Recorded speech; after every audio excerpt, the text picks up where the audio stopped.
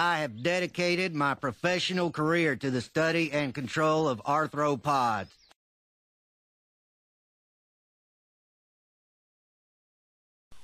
Okay, the ass raping continues.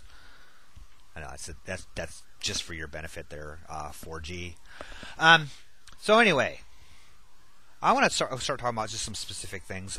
You do a couple of videos where you talk about being a parent and about being what a true parent does, what a real family does, what a real man does, how a real man raises his kids, and all that kind of stuff. Again, for the same reasons I outlined in part 1, you know, people that really have it don't have to keep saying it like you do. But one of the things, okay, this really I thought was funny. There's a video you made where you're watching on your big screen, watching one of my videos, and you're supposedly showing your daughter what the perverts are like, or something like that. And which is really funny because you actually stop it right at the first few seconds, and then the rest of it's just you talking. Anyway, I thought that was funny, and I didn't watch the rest of them. But you know, right at the beginning of that video, your daughter says, "Ooh, what's that on his neck? Is it a leech?" And you all laugh, and that's like really, really funny. And you know, birthmark, okay? Sorry, wrong side. I have a birthmark, all right? You know, and the funny thing is that nobody's pointed it out to me since I was in grade school. You know, it's a birthmark. It's not, you know, yes, there's been a couple of YouTube comments on it as well from people. Probably at the intellectual level of your daughter. But the point of it is that, okay, you say that and you guys all have a big laugh over it. That's really, really funny. You know, let's make fun of somebody's physical characteristic. Right there, I mean, I'm just watching this thinking how sad. You know, because if one of my kids did that, if one of my kids pointed out somebody's defect and laughed about it, they'd be up shit creek. They'd be in trouble. My kids don't do that. I've raised my kids to respect individuality, to respect people, their flaws and their differences and their whatever that makes everybody unique. All right. And the irony of that, the funniest thing about that video is that later on in it, you're talking about the Child Protective Services coming and not recognizing that, what is that, a birthmark on your daughter's leg was a birth, but they thought it was a bruise, and you're talking about how stupid somebody is for not knowing what a birthmark is. I thought that was hilarious, given how the video started. I thought that was funny.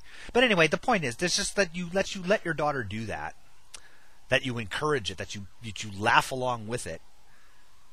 You think that makes you a good parent? Do you think that, you know, is teaching your children about respect or anything? But again, nothing you actually say is true anyways. I mean, in the sense that, you know, you're a fraud.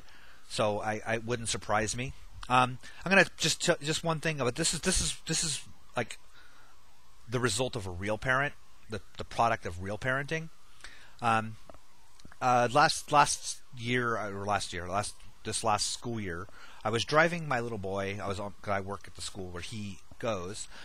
He's 8. Okay, and I'm driving to school, and we had to stop for one of the short buses, and it was taking a long time.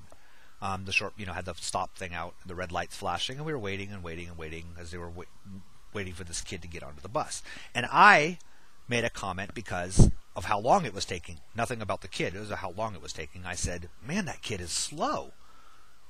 And my little boy got in my shit. Okay?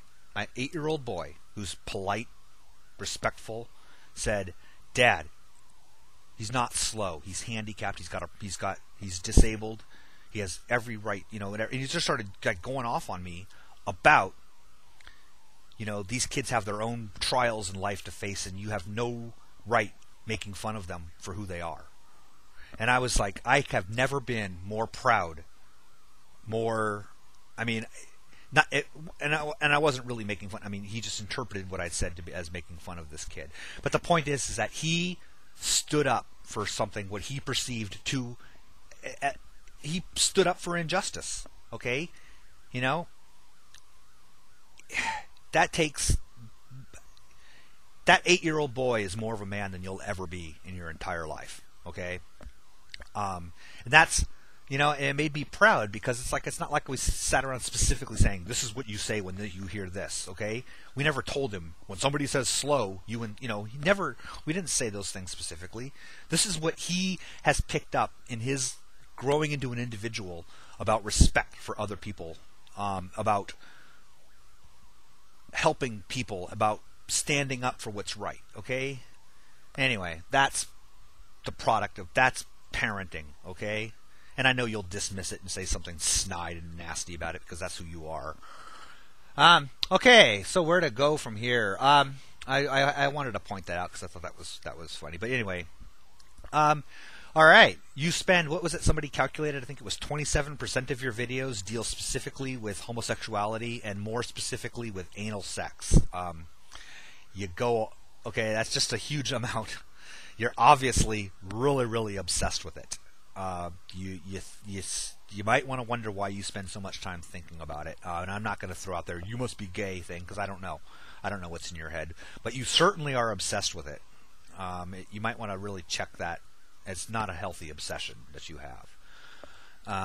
But it's just this thing. It's this.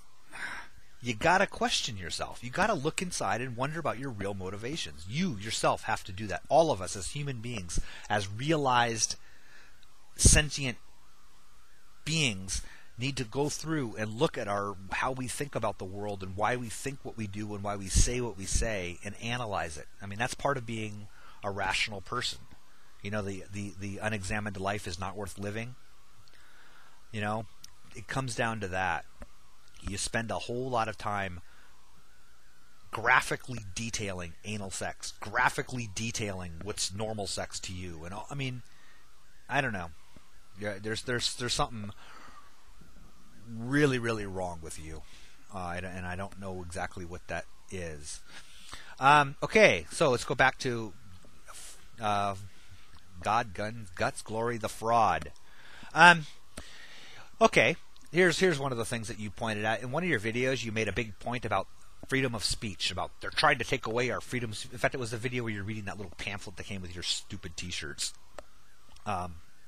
And by the way, that InfoWars site is such a joke. Anyway, but that's a different issue. But you just need to read that little booklet.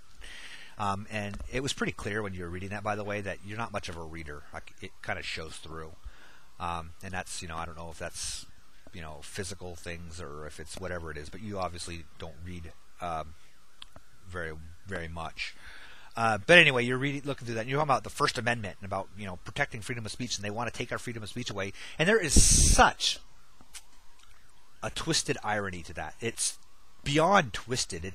It's morbidly amazing, because you're not about freedom of speech. You're talking about they want to take our freedom of speech away, and yet you've made a number of videos where you've stated, if those perverts come to talk to my kids, if those perverts are in my school, you